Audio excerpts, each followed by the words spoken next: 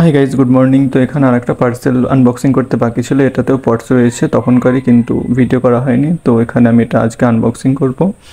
আর এটাতে 3 টাইপের পটস রয়েছে, মেনলি ওই 8 ইঞ্চ, 5 ইঞ্চ অ্যান্ড একটা ছোটো পট সাদা টাইপের। তো এগুলো মেনলি আমি ওই চন্দ্রমল্লিকার জন্য ইউজ করেছি, যেহেতু চন্দ্রমল্লিকাগুলো আমি গ্রো ব্যাগে করতাম এবং গ্রো ব্যাগগুলো তো নষ্ট হয়ে যেত প্রায় 1 বছর পর পর বা 6 মাস পর পর নষ্ট হয়ে যেত কিছু। তো তার জন্য একদম ফাইনালি যাতে পটে রাখা যায় সেজন্য এই পটগুলো নিয়েছি।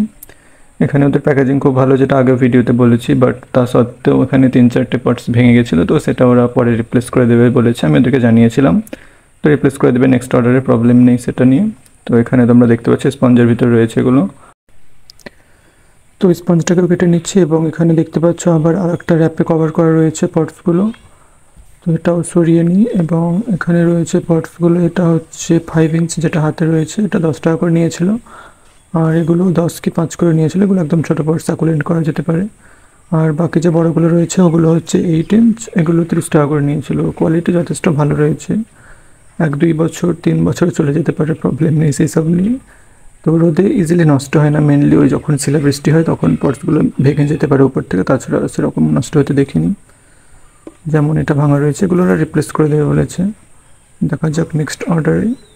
আর আরও কোনো কোয়ারিজ থাকলে তোমরা ভিডিওতে জানাতে পারো বা কমেন্টও করতে পারো। আর আরেকটা ব্যাপার হচ্ছে, এখানে পটসগুলোর হোল করা রয়েছে, তো আর একটু জাস্ট হাতটা দিয়ে নিলে বা একটু কেটে নিলে হয়ে যাবে, খুব একটা প্রেসার দিতে হবে না নতুন করে হোল করার জন্য। তো দেখা যাক চন্দ্রমল্লিকাগুলো কবে বড় হচ্ছে অ্যান্ড কবে এই পটে বসানো যাচ্ছে। এখন তো বৃষ্টি থামছে না।